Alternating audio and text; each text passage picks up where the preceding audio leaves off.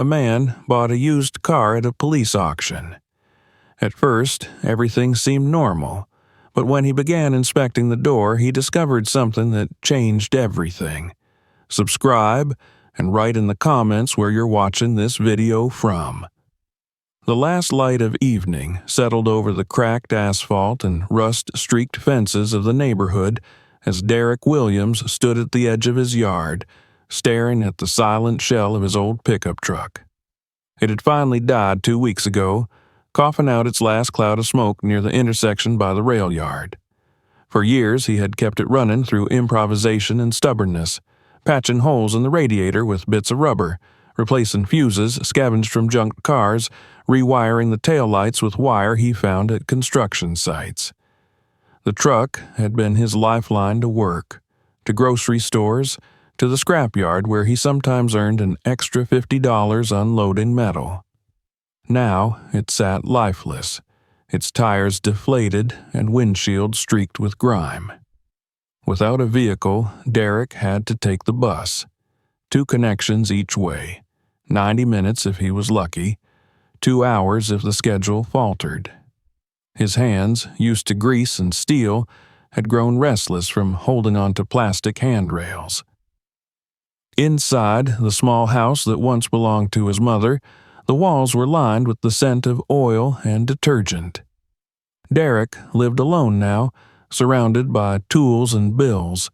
He often told himself that the house still stood only because he kept fixing what fell apart: the gutters, the stairs, the wiring, his own patience.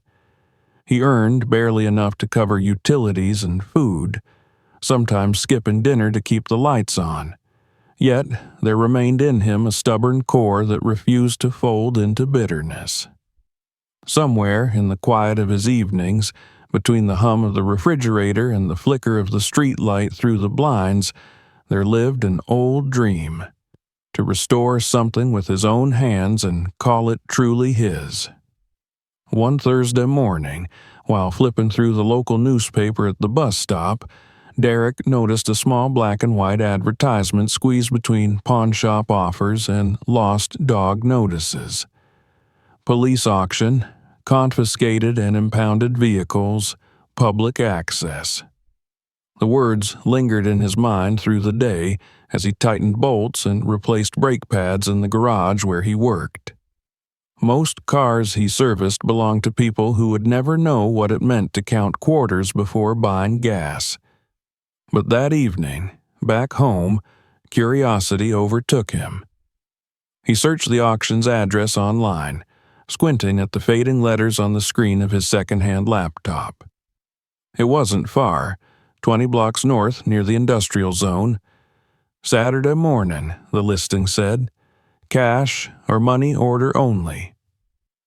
Saturday arrived beneath a low sky the color of steel. The impound lot stretched behind a chain-link fence topped with barbed wire. Rows of cars stood silent, their windshields reflecting a dull, uniform gray. There was no glamour here, only the stale smell of dust, fuel, and asphalt. Men in thick jackets and baseball caps walked among the vehicles, murmuring prices under their breath. Some buyers were seasoned traders who flipped wrecks for profit. Derek was not one of them. He walked slowly, his hands in his pockets, his eyes studying each car with the quiet precision of a mechanic. He knew the language of wear, the slight slant in a tire, the uneven reflection of a replaced panel, the oily sheen that betrayed a leaking gasket. Most of the vehicles looked beyond salvation: flood-damaged sedans with warped interiors, vans missing entire doors, police cruisers stripped of insignia but still carrying the aura of authority. Yet one car drew him in. It was a dark gray Chevy Impala, mid-2000s model, its paint dulled by time but not yet surrendered to decay. The body bore a few scratches and a shallow dent on the rear fender, but the lines were straight. When he peered inside through the dusty glass, he saw a tidy dashboard and seats covered in sun-faded cloth. Something about its quiet dignity appealed to him. The small tag on the windshield read, Lot 47, as is.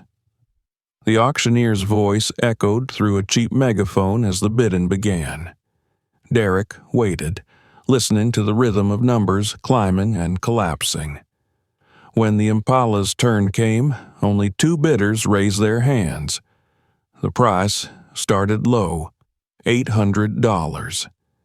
Derek's pulse quickened. He waited for the other man to drop out, then raised his hand. 900. Silence. The auctioneer glanced around, his voice booming, Sold! A brief applause from somewhere behind him marked the transaction.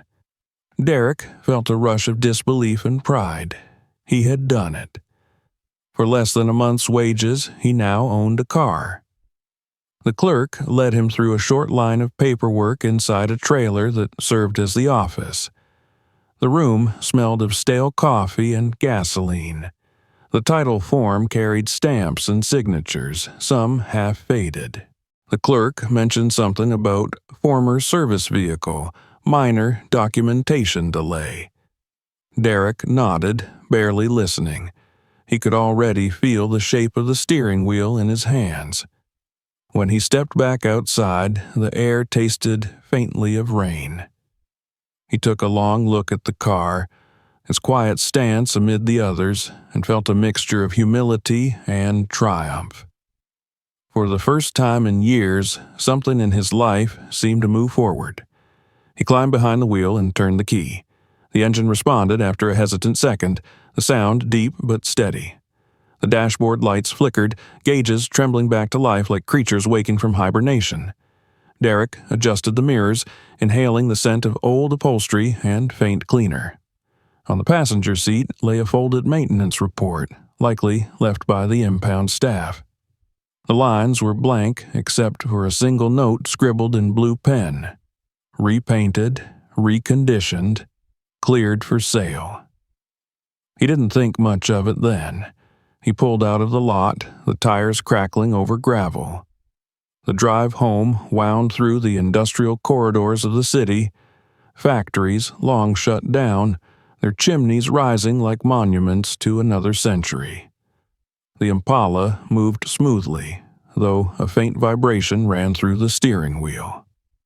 Derek turned on the radio, catching a country station through static. For a while, he allowed the music to fill the silence, the guitar twang merging with the hum of the road. But halfway home, he noticed a subtle noise, a light metallic rattle near the driver's door. It wasn't loud, but sharp enough to pierce the melody. He frowned, tapping the panel with his knuckles. The sound faded, then returned when the car hit a bump. Probably a loose clip or screw, he told himself, a small problem among many. He'd fix it later. By the time he reached his neighborhood, night had descended fully. The street lights burned in weak circles of yellow. He parked the car beside the sagging fence and sat for a moment, hands resting on the steering wheel. The realization sank in slowly. This vehicle, modest as it was, meant freedom. It meant he could stop waiting for buses, take jobs farther out, maybe even start his own side business repairing neighbors' cars. In a world that had given him little, this was a victory carved from persistence. That night, he barely slept.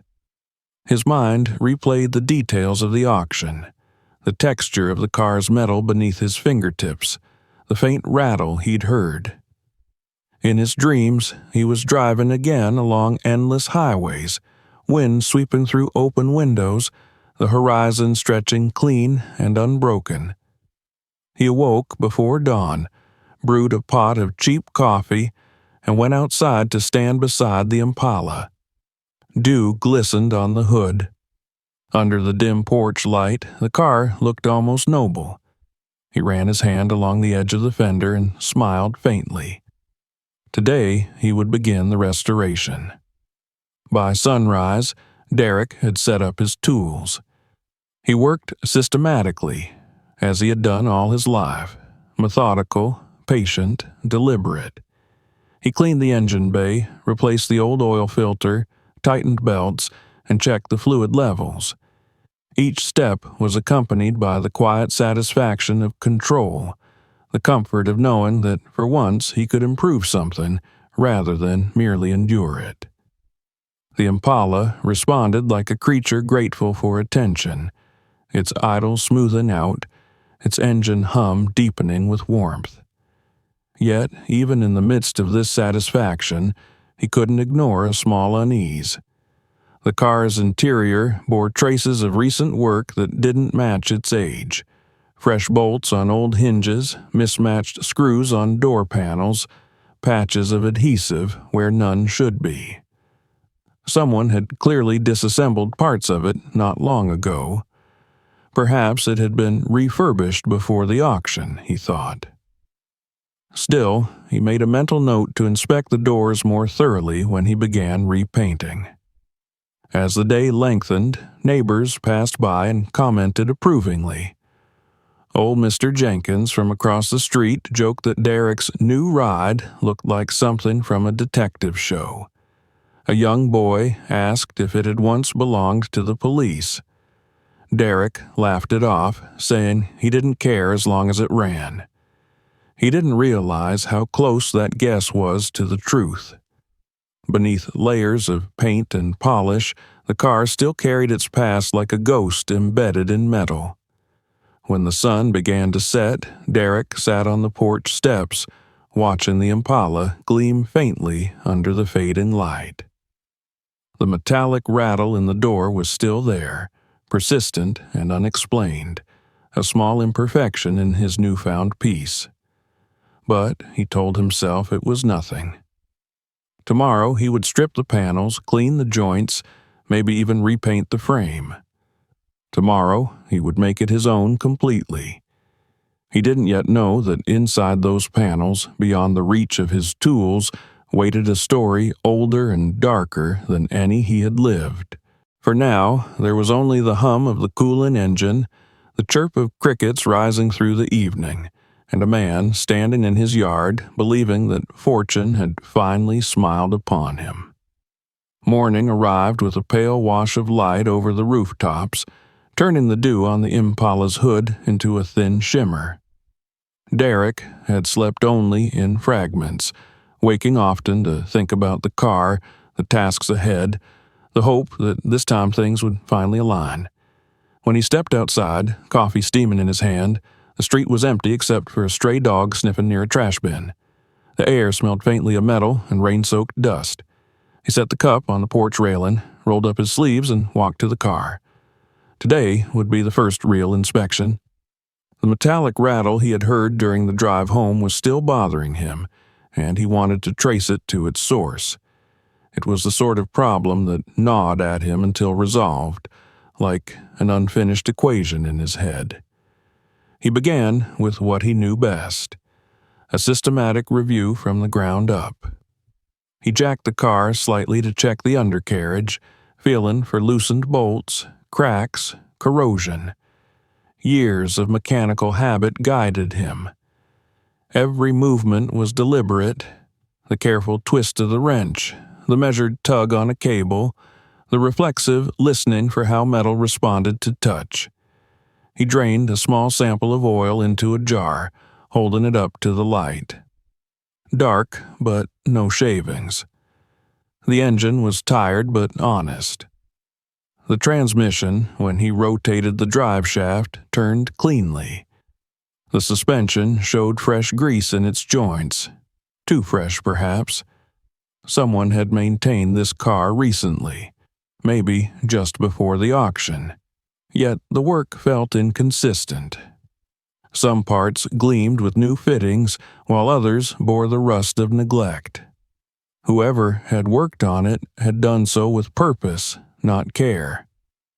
As he moved along the body, Derek's sharp eye began to pick up details that unsettled him. The lines of the paint weren't uniform. Under the sunlight, faint differences in shade rippled across the panels. The driver's door, in particular, had a subtler gloss than the rest. When he traced his finger along the seams, he felt a rough texture beneath the smooth outer coat, as though another layer lay hidden underneath. It wasn't uncommon for auction cars to be repainted quickly, but this was different.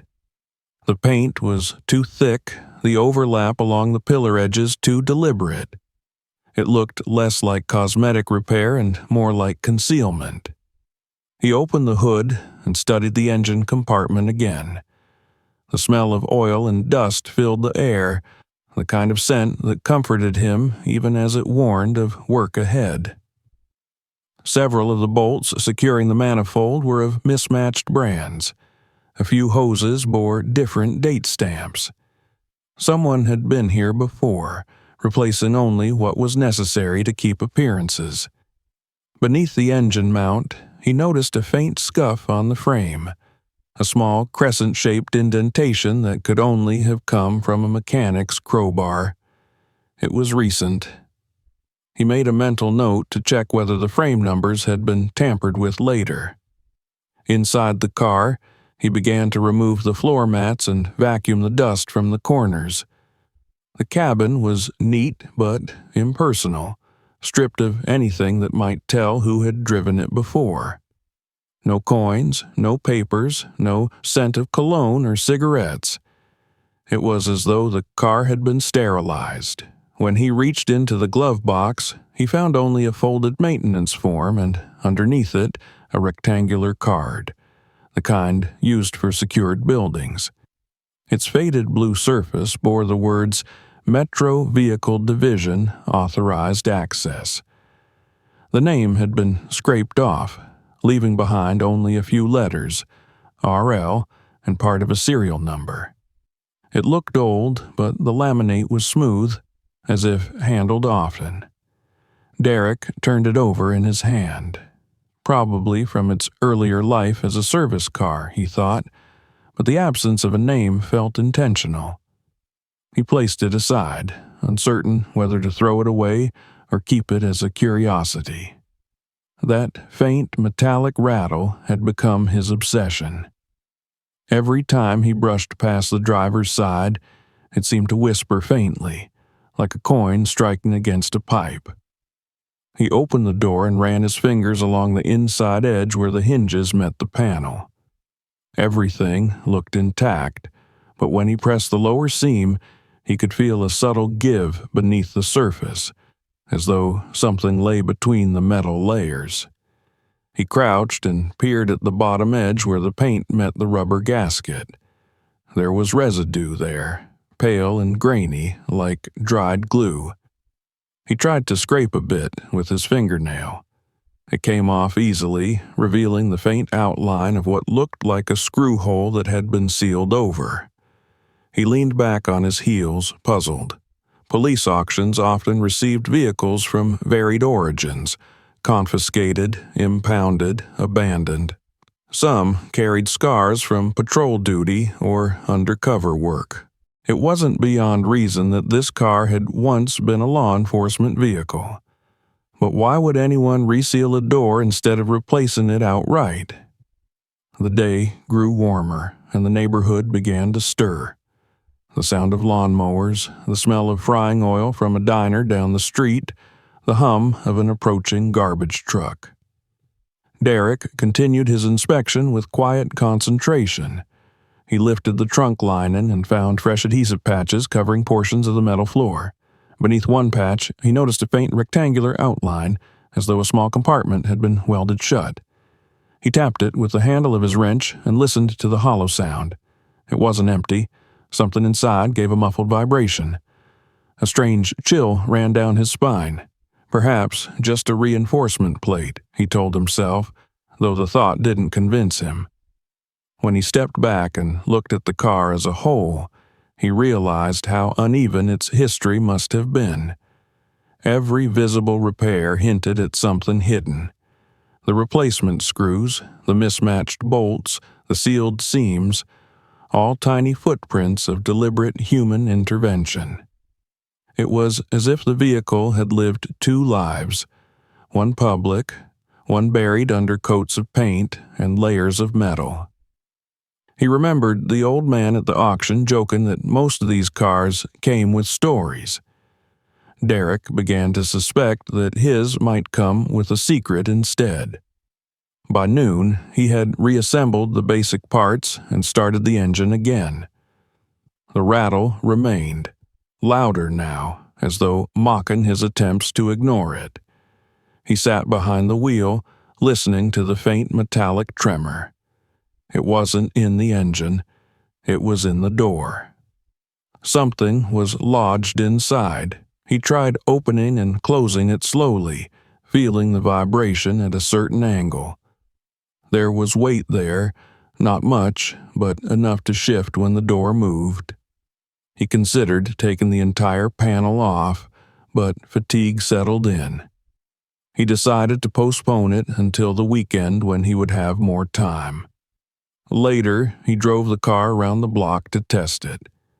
The ride was smooth, the steering firm, but every turn seemed to amplify that one sound, as if the car itself were reminding him of unfinished work. Back home, he parked and sat for a long moment, hand on the gear lever, staring through the windshield. Maybe it was nothing. A coin, a loose part, some remnant from the factory. Yet, beneath the rational surface of his thoughts, unease pooled quietly. He couldn't shake the impression that someone, somewhere, had gone to great lengths to hide something in this car. When he stepped out, the afternoon light had turned golden, washing the street in a soft haze. A few children played nearby, their laughter carrying faintly through the air. One of them, a boy on a bicycle, stopped near the gate and pointed at the car.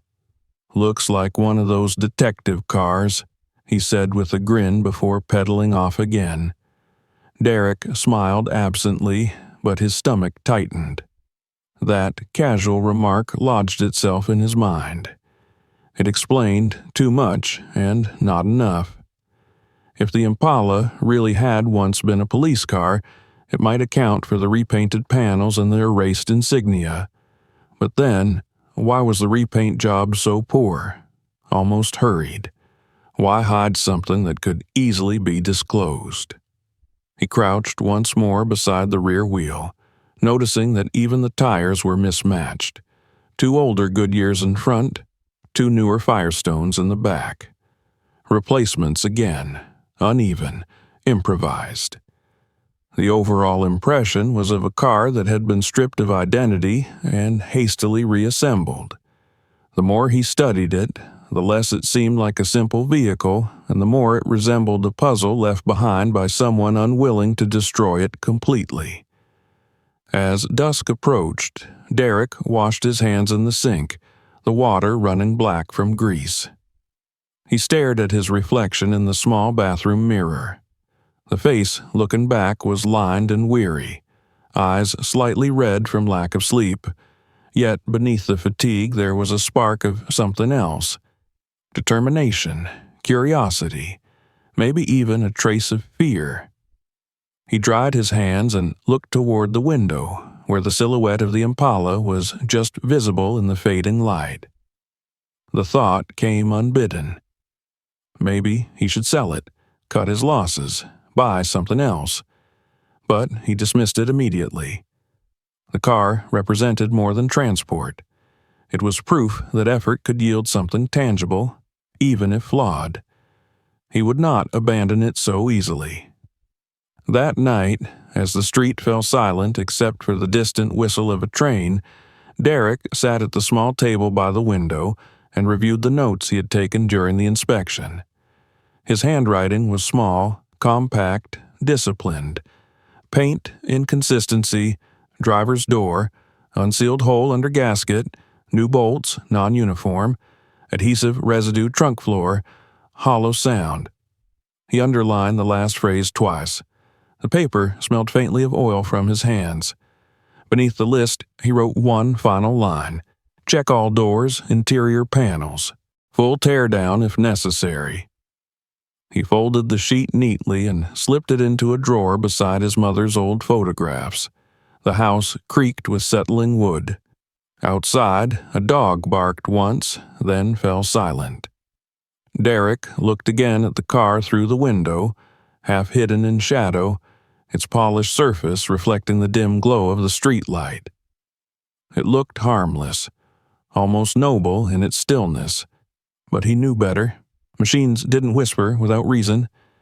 As he turned off the lamp, he thought about the small differences that separated ordinary days from the days when life quietly began to change direction. This had started as a simple purchase, an act of practicality. Now, with each sound and scratch and sealed seam, it was becoming something else, a thread that tugged at hidden places in his mind, drawing him toward a truth he hadn't asked to find. He went to bed with the faint echo of that rattle still in his ears, like a heartbeat muffled by layers of metal. Somewhere behind that sound, he sensed, was the first breath of something larger, something waiting for him to uncover it. He did not yet know that by choosing to fix this car, he had already begun to dismantle a story far greater than any he had repaired before. Outside, the Impala rested beneath the glow of the streetlight, its shadow stretching across the cracked pavement like a secret trying to stay hidden. The night wind moved softly, rattling the loose latch of the fence. For a moment, it almost sounded like the car was breathing. The next morning arrived gray and sluggish, clouds hanging low enough to brush the rooftops. Derek woke with a dull ache behind his eyes and the taste of metal in his mouth, a lingering echo of oil and exhaustion. The night had been restless again, filled with images of the car, the shimmer of its paint under the streetlight, the faint rattle behind the door, the notion that something about it refused to stay silent. He sat on the edge of his bed for a long while, rubbing his face with both hands before finally rising and pulling on his work clothes. Today, he decided he would take the door apart. Whatever was hiding inside had mocked him long enough. Outside, the air carried the damp chill of an oncoming rain. The neighborhood was quiet except for the distant hum of traffic on the highway. Derek rolled the Impala into the center of his yard, spreading out his tools like a ritual: wrenches, screwdrivers, pry tools, a portable lamp, an old towel for the grease. He worked methodically, always had. Years of repairing other people's mistakes had taught him to move with patience, to respect the order of disassembly. But as he knelt beside the driver's door, he felt a subtle unease crawling beneath the surface of his calm. The memory of those mismatched screws and the sealed seams returned to him like a whisper. He began by removing the visible screws along the inner panel, prying gently at the clips that held the plastic covering in place. The sound of each clip releasing was sharp and satisfying, though one by one they began to reveal something stranger. The insulation beneath the plastic was newer than expected, clean, pale gray, without the usual dust or stains of age. He peeled the section back and noticed the faint imprint of a different adhesive beneath it, the ghost of an older layer that had been torn away. Someone had done this before, and not long ago. A faint smell lingered beneath the insulation, something chemical, not quite oil or paint, closer to industrial glue. He paused, sitting back on his heels. The quiet of the yard pressed around him. It was that particular stillness that came before rain, where even the birds seemed to hold their breath. He pressed the metal near the base of the door and felt the same hollow vibration as before. Carefully, he inserted the thin edge of a flathead screwdriver into the seam and levered it gently. The inner plate resisted, then gave with a dull pop. As it loosened, something soft brushed against his fingers. He froze, heart tightening. Reaching in slowly, he pinched the edge of fabric and pulled it free. It was a fragment of cloth, maybe 6 inches long, frayed and stiff with time. At first glance, it seemed harmless, just a torn piece of old upholstery.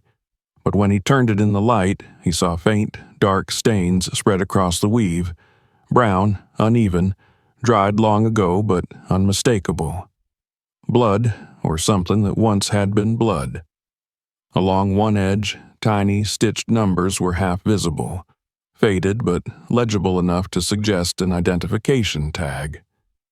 He held it between his thumb and forefinger, a cold shiver running through his chest. The air felt heavier, and the metallic scent clung to the back of his throat. He laid the fragment on the towel and stared at it. For a long moment, he simply listened to the soft rustle of leaves, the distant hum of the city, and the silence of the car before him. He told himself there could be any number of explanations. Old evidence, perhaps. The car might once have been used in training, or it could have transported someone injured. But even as he reached for another tool, he knew that wasn't the truth. The placement was too deliberate, too hidden. It wasn't an accident. And the longer he looked at the stain, the more it seemed to tell a story he didn't want to hear. Determined to see it through, he continued dismantling the door. Piece by piece, the interior came apart under his steady hands. Beneath the first layer of insulation lay a pocket of fine dust and small metallic fragments, shaved aluminum, perhaps from drilling or cutting. The inside of the frame bore marks of forced work, uneven cuts along the support bar where no factory machine would have needed to cut. And wedged deep in the base corner, half obscured by grime, was a plastic bag no larger than his hand. His pulse quickened as he reached for it. The bag was translucent, the plastic yellowed with age, sealed tightly with tape. He lifted it out, setting it carefully on the towel. Inside, he could see the dull metallic outline of a handgun, the black barrel glinting faintly through the film. Alongside it was a small audio recorder, one of those older models with physical buttons and a small wheel for rewinding. There was also something else, flat, rectangular, perhaps a set of photographs, though he couldn't tell yet. Derek exhaled slowly, staring at the discovery. His hands trembled despite his effort to stay composed. He'd worked around broken cars, flooded engines, even once found a dead mouse in a fuel tank. But this was different. This was the kind of thing that turned lives sideways. He wiped sweat from his forehead and looked toward the house. For a brief second, he considered calling the police, but the idea froze him where he stood. He could already picture how it would go. Officers arriving, questions asked, their eyes narrowing when they saw a poor black mechanic claiming to have found a gun and evidence in a car bought at auction. They wouldn't see a man who stumbled upon a mystery. They'd see a suspect, someone to be doubted first and cleared later. And later was a dangerous word in neighborhoods like his. He knew too many stories that ended with silence instead of truth. Instead, he took a deep breath and decided on caution. He pulled a pair of rubber gloves from his tool chest, the kind he used when handling chemicals, and carefully unwrapped the bag enough to inspect without touching the contents directly. The pistol was heavy, its serial number scratched off. The recorder was scuffed but intact, its batteries still in place. The other item, as he suspected, was a small stack of instant photographs, their edges curled inward with age. He hesitated, then peeled the tape back just enough to slide them free. What he saw made him recoil slightly. The first photo showed the front of a bank, a police line stretched across the frame. The next, a closer shot, an unmoving figure on the sidewalk, blurred but clearly lifeless. The final image was darker, taken indoors, perhaps in an evidence room, with a gloved hand holding the same gun now lying on his towel. He sat back, heart thudding. There was no mistaking it now. This car had been a part of something ugly, something hidden, and whoever tried to bury that past had done so with precision and purpose. The paint, the insulation, the sealed compartments, it was all part of the cover. The rain finally began, slow and steady, drumming against the roof of the garage. Derek pulled the towel over the items and leaned against the workbench. He tried to gather his thoughts. There was a logic to this, a chain of events he could almost see forming. A police vehicle, repainted, stripped of its markings, sold at auction. Evidence left inside, forgotten or abandoned, or maybe intentionally hidden. The fabric tag suggested procedure, maybe even a crime scene. But how could all this have gone unnoticed? Unless someone inside the system wanted it that way. He moved through the motions of securing everything, sealing the items in new plastic bags from his workshop, labeling each with the date and a note of where it was found. The ritual calmed him, gave him structure. He locked the evidence inside a metal toolbox and slid it beneath the workbench. Then he cleaned the door frame, reattached the panels, and closed the car as if nothing had been disturbed. But his mind kept circling back to the same thought. If someone had hidden these things, they might one day come back for them. The rest of the day passed in a haze. He tried to focus on chores, fixing the squeaky hinge on the porch, mowing a strip of overgrown grass, but his attention drifted constantly toward the garage. The car sat there, silent and inscrutable, as if watching him. He couldn't stop thinking about the faint pattern of numbers on that blood-stained fabric. Perhaps they belonged to an evidence catalog or to a uniform. He recalled reading once about police evidence bags marked with numeric codes. If that were true, the piece of cloth wasn't random. It was a remnant of an official case. As night approached, he made himself a simple dinner, but the food had no taste. He turned on the local news, half hoping for something, anything, that might connect to what he'd found. But there was nothing. Just reports of weather, sports, the mayor's latest speech. Still, he listened closely, waiting for a name, a hint, a ghost from the past that might surface again. Later, unable to rest, he returned to the garage and sat in the driver's seat. The smell of oil and dust was stronger now, or perhaps his senses had grown sharper from tension. The rain had stopped, leaving the world wrapped in wet silence. He reached out and touched the steering wheel, imagining all the hands that might have gripped it before his own. Officers, criminals, perhaps both. The idea that a machine could carry memory unsettled him. Cars recorded nothing, yet somehow they absorbed the lives that passed through them, the same way buildings did, or clothes, or hands. Maybe that was why the Impala felt alive in its own quiet way. He looked down at the door panel he had reattached. The surface was smooth again, but he knew what lay beneath. Secrets didn't vanish just because you screwed the cover back on. They lingered, waiting for pressure to bring them to light. He thought about the gun, the photos, the recorder, each piece whispering a different part of the same story. Someone had wanted those items to disappear, and now fate, or bad luck, had delivered them into his hands. When he finally stood to leave, he locked the garage carefully, double-checking the latch. On his way to the house, he paused by the porch steps and looked back at the car one last time.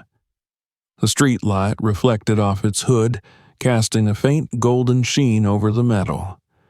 It no longer looked like the symbol of hope it had been the day he bought it. Now it looked like something else entirely, an unopened door into another man's life, a life steeped in violence and fear. He went inside, washed his hands again, though the smell of metal clung stubbornly to his skin. Before bed, he wrote a few more lines in his notebook. Cloth fragment, blood residue, numeric tag, bag, gun, recorder, photos, possible connection to prior crime, concealment intentional. Then, after a pause, he added another line beneath it. Do not tell anyone yet. That night, he dreamed of doors. Endless doors, each leading to another, each heavier than the last. Behind one, he heard the sound of rain. Behind another, the faint click of a camera shutter. When he awoke, his heart was racing, and the first thing he saw through the window was the Impala gleaming faintly under the dawn light. The rattle was gone now. The door was silent. But Derek knew the quiet was temporary. Something had shifted irrevocably. The car was no longer just a possession. It was a messenger, carrying the first whisper of a story that refused to stay buried. The morning after his discovery felt unusually heavy, as though the air itself resisted movement. Derek woke before sunrise, his body restless even though his mind longed for sleep. He sat at the edge of the bed, rubbing his temples, trying to steady his thoughts. Every detail from the previous day replayed in his mind: the blood-stained fabric, the gun, the recorder, the photographs. They had invaded his sleep, lingering in the dark corners of his dreams. When the first light crept through the blinds, he rose and dressed in silence. He already knew he would return to the car. He couldn't leave it as it was, half revealed and half hidden, a wound left untreated. The car demanded attention, and he had no peace to deny it. The garage smelled faintly of oil and rust when he opened the door. The Impala waited, patient and inscrutable, its metallic skin reflecting the cold dawn light. Derek stood for a moment, his breath visible in the chilly air. It occurred to him that he should stop. Call someone. Let the authorities handle whatever he had unearthed. But the thought withered as quickly as it came. He didn't trust that route, not in his neighborhood, not in his position. He had worked too long to know how easily people like him were dismissed or misjudged, and so he convinced himself that he was merely finishing a repair. Just one more inspection, he thought. One more look to understand what this machine truly carried. He started with the opposite door, the passenger side. The panels there looked less tampered with, though upon closer inspection he could see similar signs: new clips, replaced insulation, faint unevenness in the paint. His tools clinked softly as he worked, each sound echoing against the quiet of the garage. The screws came away with ease, too easily, as if someone had already loosened them. He removed the inner lining and ran his hand along the cold metal frame, fingers searching for irregularities. For several minutes, there was nothing but the ordinary texture of the door's structure: smooth ridges, a cavity for the lock mechanism, the narrow passage for the window regulator. Then, his fingertips brushed something that did not belong. A metallic edge, flat and deliberate, hidden deep behind the central brace. He shone his lamp into the narrow gap and saw a faint glint of silver beneath a layer of grime. At first, he thought it was part of the frame reinforcement, but when he traced it with the tip of a screwdriver, he realized it was a separate object, small, rectangular, embedded into the cavity itself. His heart began to hammer. With slow precision, he loosened the bolts of the brace, lifting it enough to slide the object free. It was a box, no larger than a paperback, made of dull steel, its sides welded shut except for one small latch. Someone had taken great care to secure it within the structure, where no casual mechanic would ever look. He set it gently on the workbench and studied it. The latch was stiff, rusted slightly at the corners. He pried it open with the screwdriver, the click echoing like a gunshot in the confined space. Inside was another set of items, each arranged with unsettling neatness. A small flip phone with a cracked screen, its casing scuffed but intact. A flash drive sealed inside a plastic sleeve. 4 receipts folded tightly, each marked with bank codes and transaction times. Derek unfolded one and squinted at the faded ink. The dates were from nearly 6 years ago. Each slip bore a different number but identical amounts, transferred between separate accounts. They meant nothing to him at first, just figures and times, but the more he looked, the more his stomach tightened. The amounts were large, the kind that didn't belong to ordinary people, and every date fell within the same week, a week that stirred a faint memory. He had read about it years ago in the local paper. A cash transport van ambushed on a highway, 1 officer wounded, another missing, and most of the stolen money never recovered. The realization arrived slowly, but with a chilling clarity. The car he had bought for $900 had once been part of that story. The evidence he found wasn't just random remnants, it was the unburied core of a crime. He set the receipts down and picked up the phone. The battery was long dead, but inside the back panel, tucked behind the SIM card slot, he found a thin folded note. The paper was brittle, nearly disintegrating as he opened it. On it, a few words written in hurried script: "Hold until quiet. Use only if pressed." No signature, no name. The handwriting looked rushed, slanted, like someone writing in fear.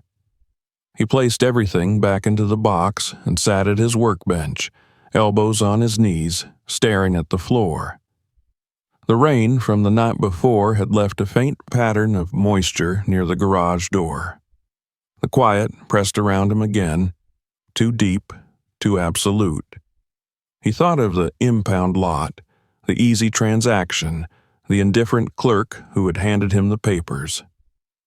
Someone in that chain had known this car's history. Someone had counted on its silence to last.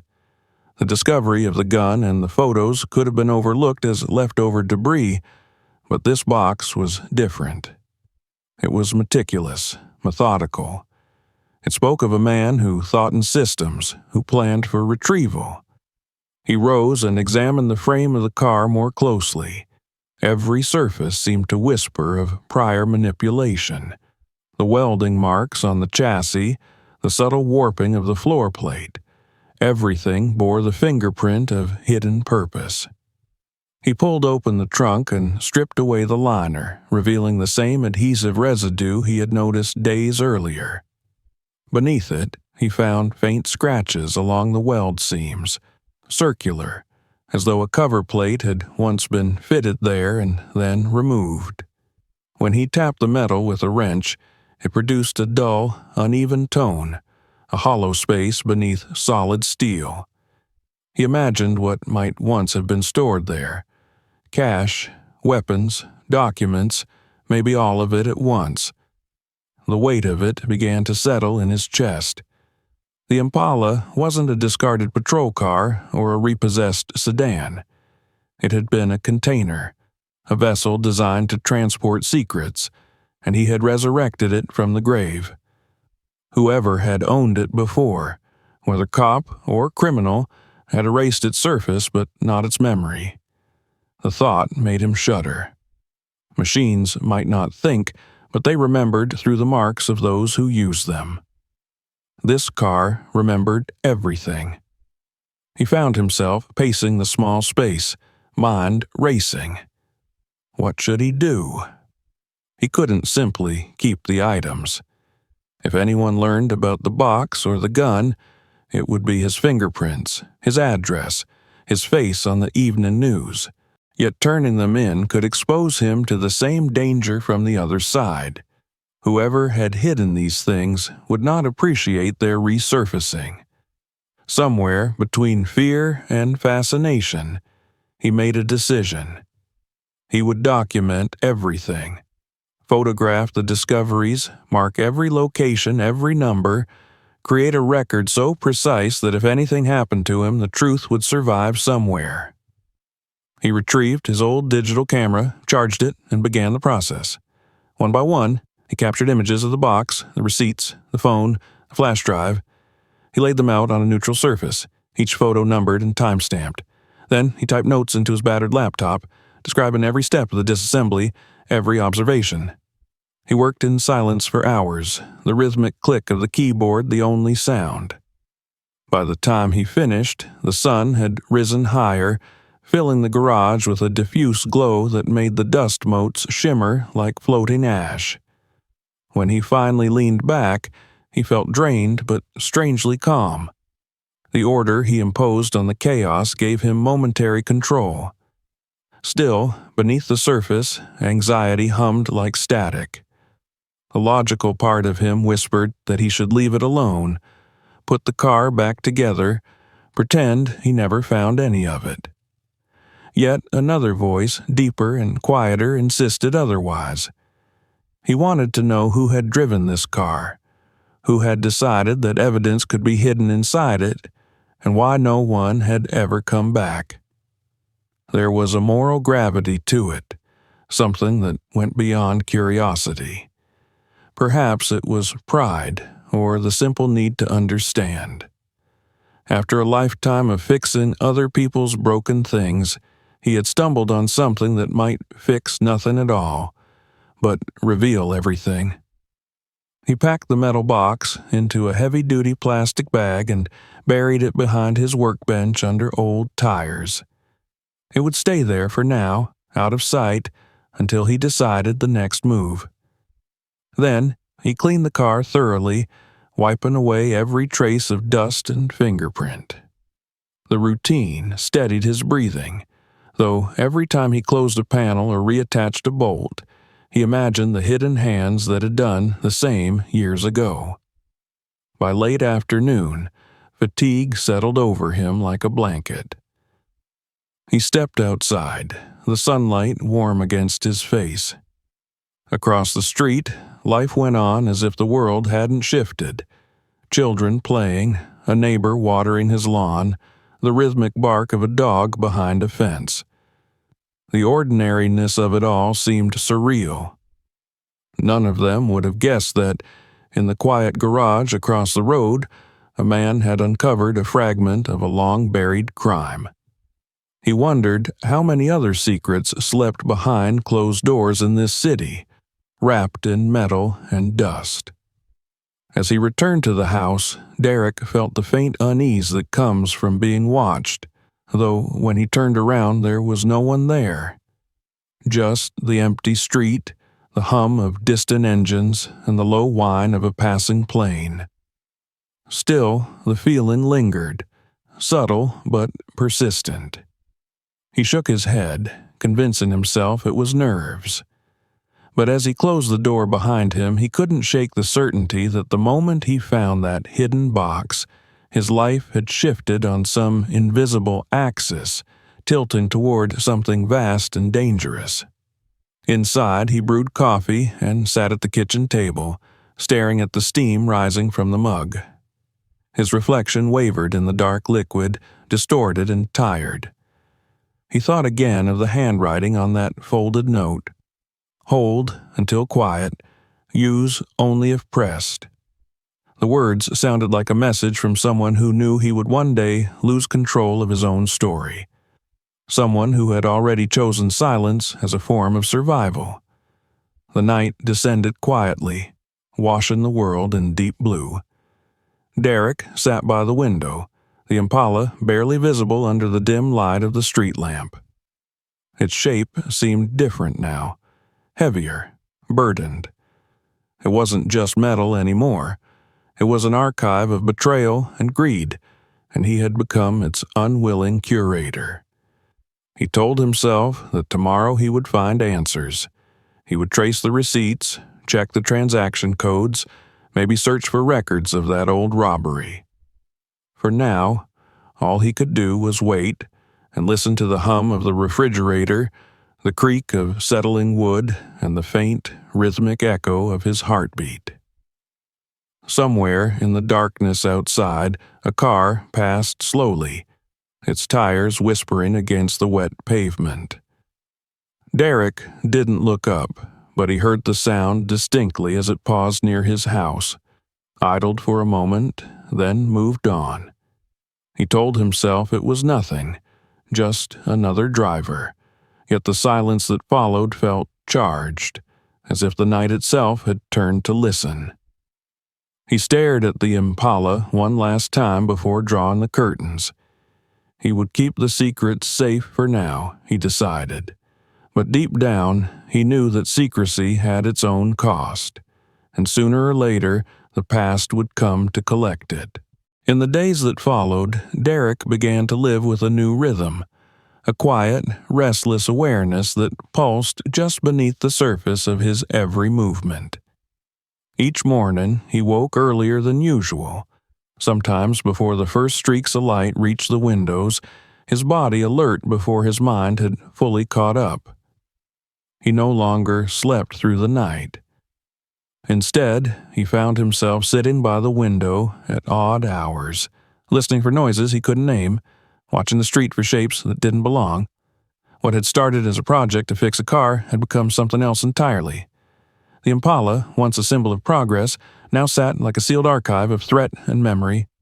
It hadn't changed, but he had.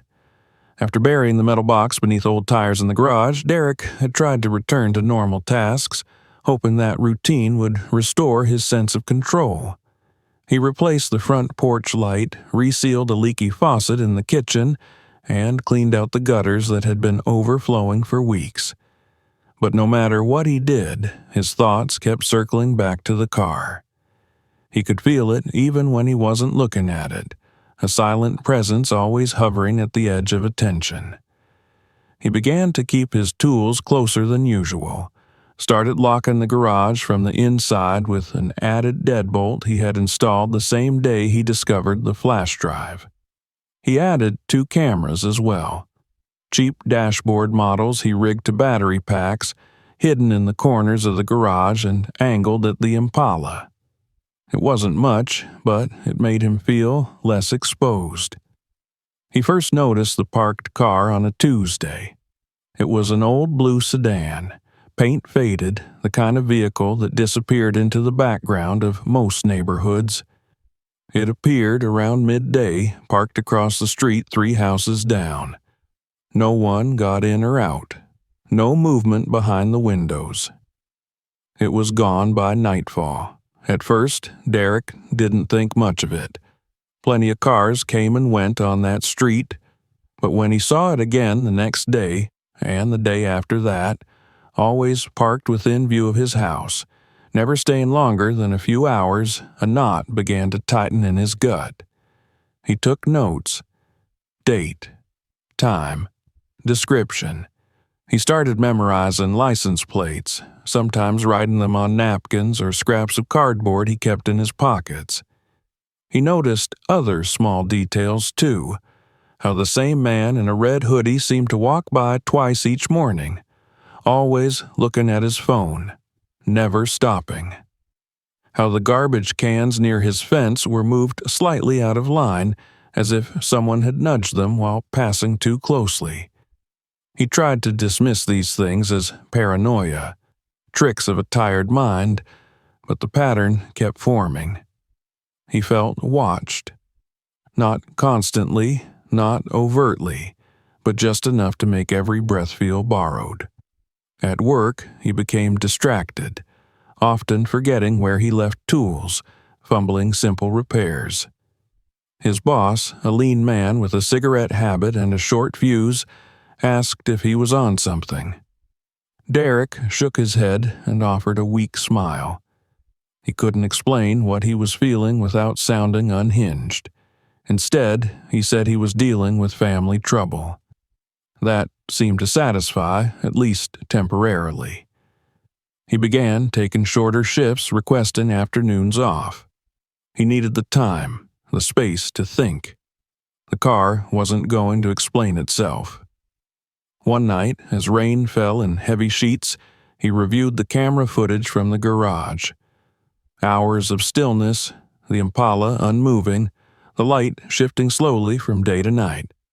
But at 2:14 a.m., the frame flickered.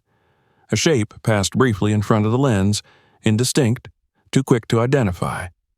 A gloved hand, perhaps, brushing against the camera's edge. Then nothing. No sound. No forced entry. The garage was locked when he checked it in the morning, undisturbed, but he knew what he saw. Someone had been there. Maybe only for a few seconds, maybe just to look, but someone had come. That was the final push. He couldn't keep this to himself anymore, not entirely. He had to find a way to bring the story into the open, but carefully, deliberately. Not to the police, not yet. He needed someone with reach, someone who knew how to ask the right questions without triggering the wrong alarms. And he remembered her, Angela Reyes, a local journalist whose work he had followed for years. She wrote for the city's independent paper, the kind that focused on corruption, negligence, and forgotten neighborhoods. He had clipped one of her articles once, back when she exposed the misuse of funds in a public housing project not far from his own street. She wasn't famous, but she had grit. That was what mattered. He drafted a letter. Short, clear, unsigned. In it, he explained that he had come into possession of a vehicle with a hidden past, one tied to a robbery, possibly involving law enforcement. He mentioned a gun, a flash drive, receipts, photographs. He didn't name himself or give his address. Instead, he directed her to a post office box he rented under an alias. In the envelope, he included a flash drive, just a copy of the images he had taken, not the originals, and a second note with a burner phone number that he would answer only once. He mailed it from a drop box 5 neighborhoods away, wearing gloves and discarding the envelope's wrapper in 3 separate bins on the walk back. 3 days passed. On the 4th, the phone rang. He answered after one buzz. A calm, low voice introduced itself as Angela. She didn't ask for his name. She didn't ask where he was. She simply said, "I believe you, but I need more." He told her he would prepare a second package. She said she would wait. That weekend, he prepared everything again.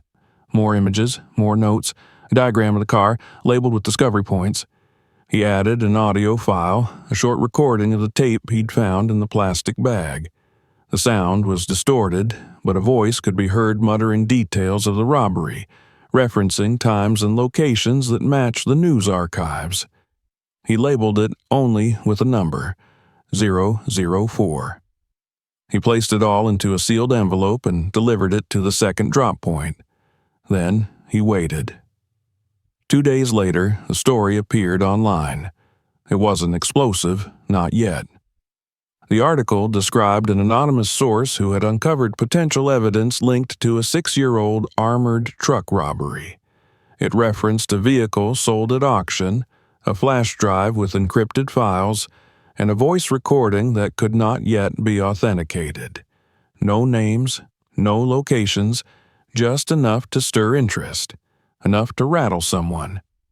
And rattle it did. That night, around 11 p.m., Derek heard footsteps outside his garage. He killed the lights and moved silently to the window. A figure in dark clothes walked along the fence line, paused near the side door, then continued past. No break-in attempt, just surveillance. Measuring, probing. He waited until the figure disappeared, then stood motionless for several minutes, ears straining. The wind rustled the trees. A siren echoed in the distance. Somewhere, a dog barked. He didn't move until he was certain the watcher was gone. The following morning, he found footprints in the mud, too large to be his, too fresh to be old. They curved around the garage, never approaching the main door. They didn't need to. Whoever left them was just reminding him they existed. He took photographs, measured the impressions, then swept them clean. He told himself he wasn't scared. Not exactly. It wasn't fear that held him tightly now. It was awareness. The sharp, constant alertness of someone who knew the rules had changed.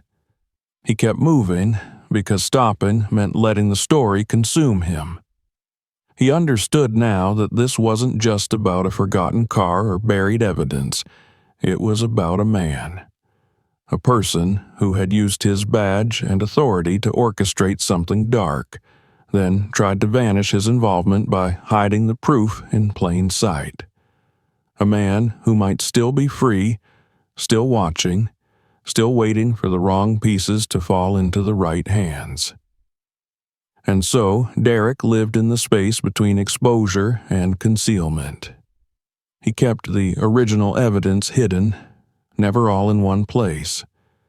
Some items stayed in the garage, others beneath the floorboards of his bedroom, one flash drive buried inside the broken stereo in his living room. He rotated hiding spots every few days, erasing patterns before they could form. Angela contacted him once more. This time, her voice was more urgent. The station where the original robbery had been investigated was now reopening its files.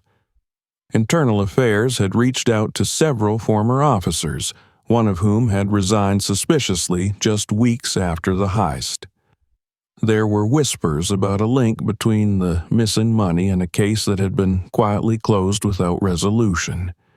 She said she had more questions. Derek said he had more answers. That night, as he stood in the kitchen washing dishes, a car drove slowly down the street. Not the old blue sedan, a new one, black, clean. It didn't stop, but its windows were too dark to see inside. He watched it until it turned the corner and disappeared. Then he dried his hands, walked to the garage, and checked the locks again. He didn't sleep that night, not because of fear, but because of purpose. There was work left to do, secrets to unearth. And now, for the first time, someone was listening. The past was no longer buried. It had cracked open, and through that narrow opening, truth had begun to pour. The air carried a strange density that night, thick with the kind of stillness that always came before a shift, an atmospheric pressure that seemed to settle on the rooftops and seep through the cracks and window panes. Derek sat in the corner of his living room, a cup of coffee gone cold on the table beside him, the television on mute, casting flickering shadows across the floor. His eyes were not on the screen. They were fixed on the window, half obscured by an old curtain. The street outside was mostly dark. The porch light of the Jenkins house flickered as it always did, a weak yellow glow barely cutting through the night. A single car had passed in the last hour. Nothing unusual. And yet his body remained taut, his senses stretched thin like wires straining beneath weight. Since the story had been published and whispers began surfacing in the precinct, things had changed. They hadn't exploded, not yet, but the undercurrent had become undeniable. Angela had messaged again, her voice steady but tense. One of the retired officers named in her investigation had gone completely off the grid, no longer answering calls, no longer residing at the address on file. Another had given a vague statement to the press, denying involvement but refusing to clarify his connections to the original case. The city buzzed quietly with rumors, yet no official statements followed.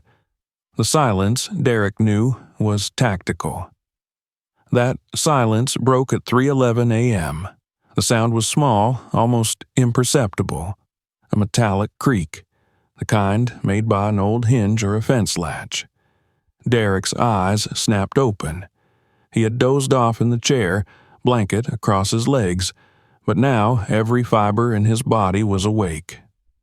He killed the lamp with a flick and slid silently across the room to the window. His fingers parted the curtain just enough to give him a narrow view of the driveway. The Impala was still there. No movement. But something had shifted. A change in the shadow near the garage, the faintest outline where none should be. He moved to the door and opened it slowly, allowing only a sliver.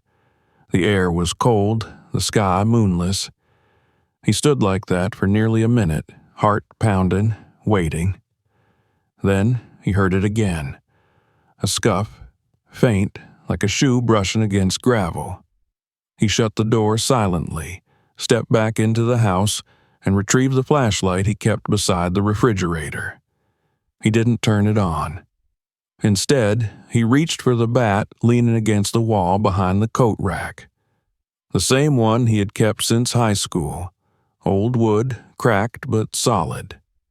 He stepped out through the back door, moving quietly through the narrow path along the side of the house, keeping to the darkest edge. As he rounded the corner, he saw the shape. A man crouched near the garage door, dressed in black, face partially covered, his hand hovering over the padlock. Derek's heart surged into his throat. He could hear the sound of breath in the cold air, the clink of metal. He raised the flashlight and clicked it on. The beam struck the man squarely in the face. The intruder froze, blinded. For a heartbeat, they stared at each other. Derek could see only eyes, wide, dark, furious. Then the man bolted, not toward the street, but around the far side of the garage. Derek chased him, adrenaline overriding hesitation. They crashed through a line of trash cans, the intruder stumbling slightly, then recovering. By the time Derek reached the alleyway, the man was gone, swallowed by shadow and silence. He stood there, chest heaving, the night pressing against his ears. The city around him remained asleep, unaware. He returned to the garage, checked the lock, still intact, but the message was clear. They weren't just watching anymore, they were reaching. Inside the garage, he examined the Impala as if it might suddenly betray him. The panels were undisturbed, the doors still locked. But the car felt different, as though it had just been touched, like a house entered without breaking. He sat on the bench and stared at it. His mind ran through the chain of events, the layers of secrecy, the faces unnamed in Angela's article. He knew now that the person behind this, the one who had used the car, buried the evidence, orchestrated the cover-up, was not a nameless ghost. He had a badge once, a desk, a role, and he was still out there. The next morning, Derek took precautions. He moved the most sensitive items again, this time splitting them across 3 locations. The gun and the flash drive went into a sealed box hidden beneath the insulation in his attic crawlspace. The phone and receipts were buried inside an old computer tower he left in the neighbor's shed under the pretense of repair. The cloth fragment and photographs he hid beneath the floorboards in his bedroom, beneath a loose board he had discovered years ago but never fixed. It was an exhausting process, and each step reminded him that he was now living in anticipation of confrontation. He visited Angela in person for the first time. It was in the corner of a small diner near the courthouse, both of them wary of prying eyes. She was younger than he expected, perhaps in her 30s, sharp eyes, voice steady. She didn't waste time.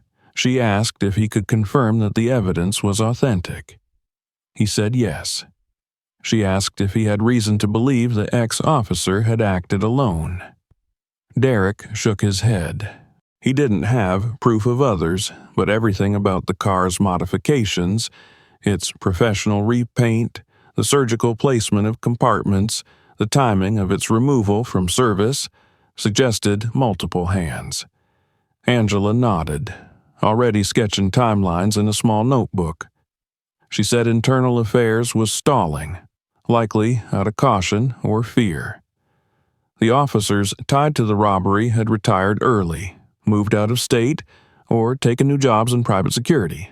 But there was one who still lived within city limits, Harold Brinks, a former sergeant with access to the vehicle garage. He had resigned 3 days after the robbery, citing medical reasons, and disappeared from public life. No one had questioned it at the time. Now he was on her list. Derek asked if she had contacted him. She said no, not yet. She wanted to gather more evidence, more testimony before making that approach. Derek offered to help. Not directly, but with background, observations, what the car itself had revealed. Angela said she would handle the rest. That night, the sense of dread returned. The Impala remained in the garage, unmoved, yet it seemed heavier somehow. He walked around it slowly, feeling the surfaces with his hands, checking every panel, every bolt. When he reached the driver's side door, he paused. The paint near the window trim bore a fresh scratch, a shallow, diagonal line that hadn't been there the day before. Someone had touched the car. Not just the lock, not just the exterior. They had reached for the handle, tried to open it, maybe even opened it.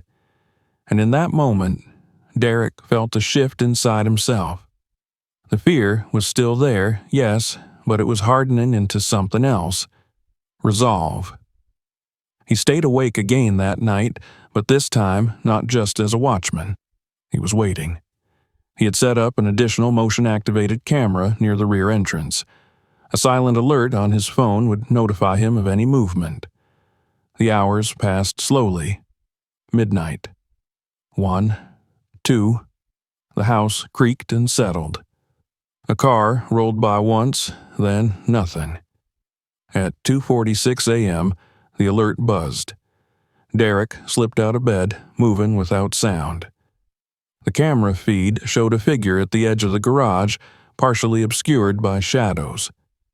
A second figure appeared moments later, scanning the yard with a flashlight covered by red film to dampen the beam. Derek's hands tightened into fists. 2 this time. They were escalating. He moved to the back door, unlocking it silently. But before he stepped outside, he remembered something Angela had said. Sometimes the best way to catch someone was not to chase them, but to make them feel watched. So he turned on every light around the house. Porch lights, garage lights, floodlights near the garden. The yard lit up like a stadium. The 2 figures froze, then turned and ran, vanishing behind the neighbor's hedge before Derek could reach the gate. He stood under the sharp white glare of the lights. The night suddenly banished. He waited for the adrenaline to fade, for the quiet to return. When it did, it carried the sense of decision.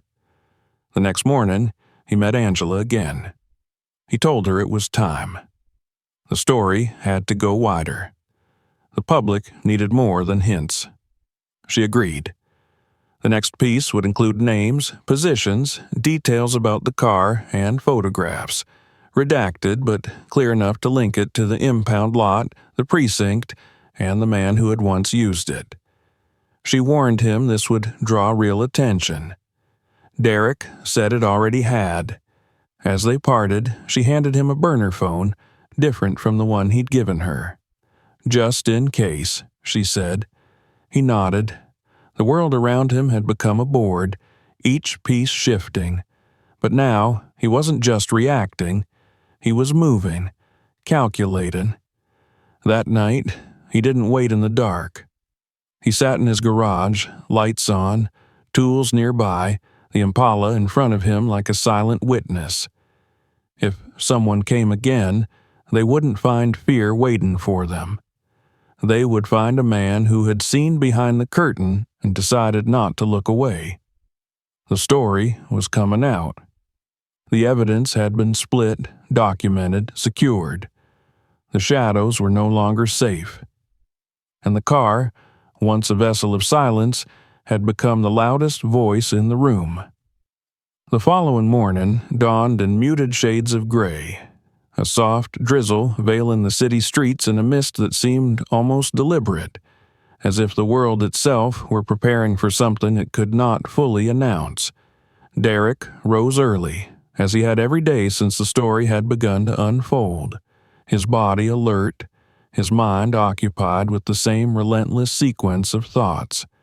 The Impala, the hidden compartments, the evidence, and the unspoken threat lingering in the neighborhood. Sleep came less and less, replaced by the mechanical rhythm of observation and precaution, an instinct sharpened by necessity and fear. He moved through his morning routine as if performing a ritual, checking locks, surveying the yard, and ensuring that the cameras and sensors he had installed were functioning correctly.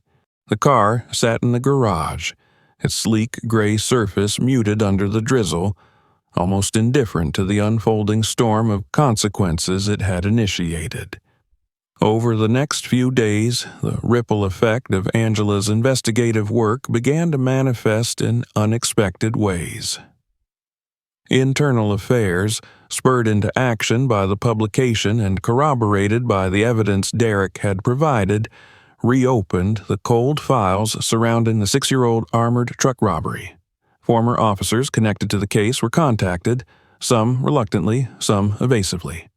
Records, once considered closed, were reopened, bank statements cross-referenced with police logs and vehicle histories, and anomalies flagged with quiet urgency. Derek followed the developments through Angela's messages and the occasional news alert, watching the web of accountability slowly tighten around a figure long thought to have disappeared into retirement and obscurity. Harold Brinks, the former sergeant whose name had surfaced repeatedly, became the focus of the renewed investigation. His movements were traced through residual employment records, security access logs, and social media traces, each fragment reinforcing the suspicion that he had been more involved than initially understood. Derek remained cautious, aware that the past had a way of reaching forward, and that Brinks, or someone acting on his behalf, might already be aware of the car's reactivation.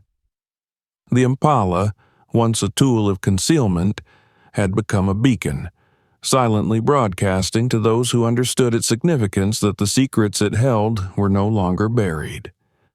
One night, the tension escalated. Derek had barely closed his eyes when the sharp, deliberate sound of movement outside jolted him upright. He moved silently to the window, his senses heightened by days of vigilance. A shadow, precise and cautious, slid along the side of the garage. It was unmistakable. Someone was actively inspecting the vehicle, testing for vulnerabilities. Derek remained motionless, silent, his presence unannounced, watching as the figure hesitated at the door, gloved hands brushing against the handle. Then, as if sensing exposure, the intruder vanished into the night, leaving only the faintest trace of disturbance in the gravel.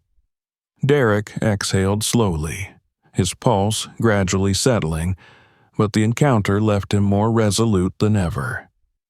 He understood that patience and strategy, rather than confrontation, would be his most effective tools. In the days that followed, a careful plan was orchestrated between Derek and Angela.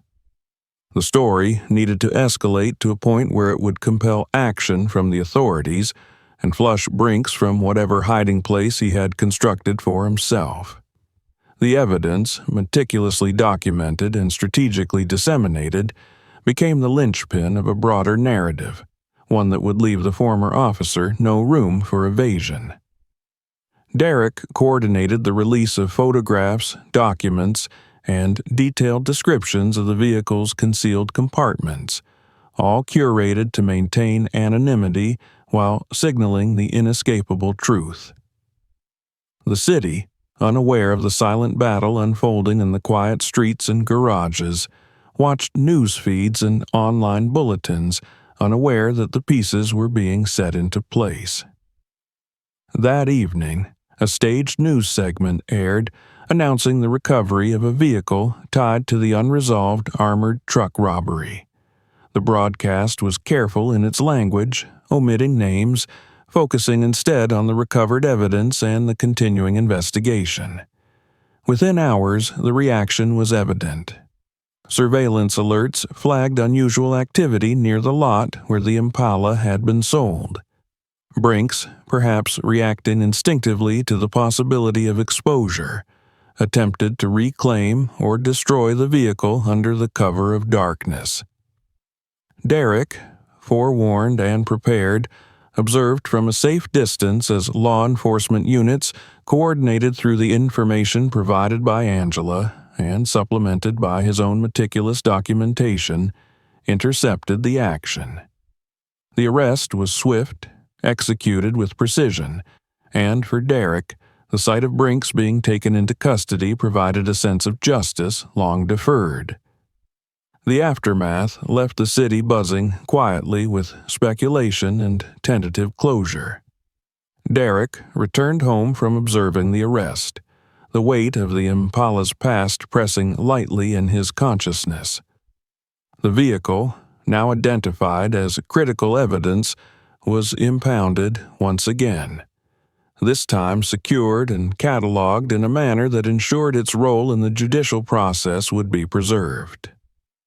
Derek could no longer claim it as his own. It had been reclaimed by the system, its secrets extracted and validated in the process of official procedure. There was a sense of loss, undeniable and acute, yet it was tempered by the satisfaction of witnessing accountability restored. The streets were quieter that night, the city settling into a rhythm that no longer held the sharp edge of imminent danger. In recognition of his critical role in preserving the evidence and aiding the investigation, Derek was approached by law enforcement and civic representatives with an offer of recompense. The details were generous, extending beyond monetary compensation to include the opportunity to select a vehicle of his own choice from the impound lot. A gesture acknowledging his discretion, his vigilance, and his contribution to uncovering long-hidden truths. Derek accepted, not out of pride, but from a practical understanding that the next stage of his life required mobility and the capacity to continue working, to maintain the life he had fought to stabilize amidst chaos. When he returned to the impound lot, a sense of gravity was palpable. Rows of vehicles, silent witnesses to countless stories of human ambition, error, and misfortune, stretched before him. Derek moved among them deliberately, his steps measured, fingers tracing the contours of car panels, weighing possibilities. At last, he selected a vehicle suitable for his continued work and daily needs, one untainted by past concealments or hidden compartments. The process was quiet, procedural, almost ordinary, but for Derek it represented the reclamation of autonomy, the restoration of agency in a life that had been unexpectedly swept into the shadows of someone else's transgressions. Driving the new car home, he allowed himself a brief reflection. The streets passed beneath him in the familiar blur of asphalt and paint. The Impala, now secured as evidence in the hands of authorities, lingered in his thoughts not as a vehicle, but as a symbol of persistence and revelation. Through meticulous observation, careful documentation, and a refusal to ignore the subtle signs of the past, he had played a role in restoring justice, however delayed. The city moved around him, unaware of the interplay that had occurred in garages, alleys, and the shadowed moments of nights filled with quiet tension. Back at home, Derek parked the new vehicle in the driveway, stepping out into the evening air. The neighborhood hummed with the mundane sounds of daily life: children playing, distant traffic, the occasional bark of a dog. He stood there for a long moment, absorbing the ordinary rhythms he had so long taken for granted. The events surrounding the Impala had changed him. He was no longer simply a mechanic, a man navigating the limitations of poverty and circumstance. He had become a participant in a narrative far larger than himself, one that had required patience, discretion, and courage. And though the car that had delivered him into this narrative was gone, the knowledge and sense of accomplishment it had brought remained. He entered the house, moving with the quiet familiarity of a man at peace with immediate surroundings, yet alert to the possibility of new developments. The rain that had begun earlier in the evening now drizzled softly against the windows, the patter rhythmic and steady. He brewed a cup of coffee, settling into the chair by the window, watching the wet streets glimmer under the faint glow of streetlights. There was a serenity here, fragile but present, earned through vigilance and careful choices. Derek reflected on the paradox of the experience. The Impala, once a mundane purchase at a police auction, had become a repository of secrets, a vessel for evidence, a catalyst for justice. Through patience, observation, and calculated risk, he had transformed from a passive participant into a pivotal actor in the unfolding of truth. The cost had been tangible: lost nights, constant vigilance, and the relinquishing of the vehicle. But the reward was a deeper understanding of consequence, justice, and his own capacity for action in a world often indifferent to quiet integrity. He thought about the neighbors, the ordinary lives continuing around him, unaware of the depths of the story that had touched his corner of the street. He realized that the world often moved on without acknowledging the invisible labor of those who bore witness, who chose to act. And yet, he felt a measure of satisfaction, knowing that, despite his obscurity, he had influenced events, had nudged the course of justice toward resolution. There was no applause, no public acknowledgement beyond the quiet gestures from Angela and the officers who had recognized his contribution. But the validation, subtle and profound, rested within him. Later, he wandered through the garage, now empty of the Impala, his hands brushing over the workbench where he had first laid out the evidence. The marks on the concrete, the faint scratches in the paint on the walls, even the residual scent of oil and metal, all were relics of a time when the past pressed tightly against his present. He cataloged them mentally, noting the precise location of each detail as though preserving memory itself. The absence of the vehicle did not erase its impact. It remained in the lessons learned, in the awareness sharpened, in the vigilance that would guide him in the future. He stepped outside once more, breathing deeply in the cool night air. The neighborhood was calm, the city lights reflecting softly off wet asphalt. For a moment, Derek allowed himself to feel the weight of relief, the satisfaction of closure tempered by awareness that life would continue to challenge him in new ways. He walked around the empty driveway, paused by the gate, and looked up at the sky, the clouds heavy and slow-moving, and felt a quiet sense of equilibrium returning. In the weeks that followed, Derek adjusted to life with his new car, using it to maintain his livelihood to navigate the routines and responsibilities that had once seemed overwhelming. Yet the memory of the Impala and the secrets it had carried lingered, a reminder of how quickly ordinary decisions could intersect with hidden worlds. He often thought back to the moments in the garage, the subtle metallic rattles, the concealed compartments, the evidence he had uncovered. Each memory was etched in his consciousness, a testament to the power of observation, caution, and the courage to act when the ordinary world intersects with the extraordinary. By the end of the month, he had returned fully to his daily rhythm. The tension that had gripped him for weeks eased, replaced by a steady focus on work, community, and personal growth. He maintained the security measures he had put in place, continued his collaboration with Angela, and remained alert but no longer consumed by fear. The city moved around him, alive and indifferent, yet he navigated it with a renewed sense of agency, conscious of the past, vigilant of the present, and quietly prepared for whatever might come next. The Impala, now securely catalogued as evidence, continued its silent existence in the hands of authorities. For Derek, it had been more than a car. It had been a conduit through which hidden truths surfaced, a test of resolve, and a challenge to courage. And though he no longer possessed it, he carried with him the understanding that ordinary individuals, placed in extraordinary circumstances, could alter the course of events, witness the invisible, and ensure that justice, however delayed, might still be served. The streets were quiet now, the drizzle ceased, and the night held its usual lull. Derek, seated in the quiet of his home, sipped his coffee and watched the world outside move in its usual rhythms. The lesson remained clear.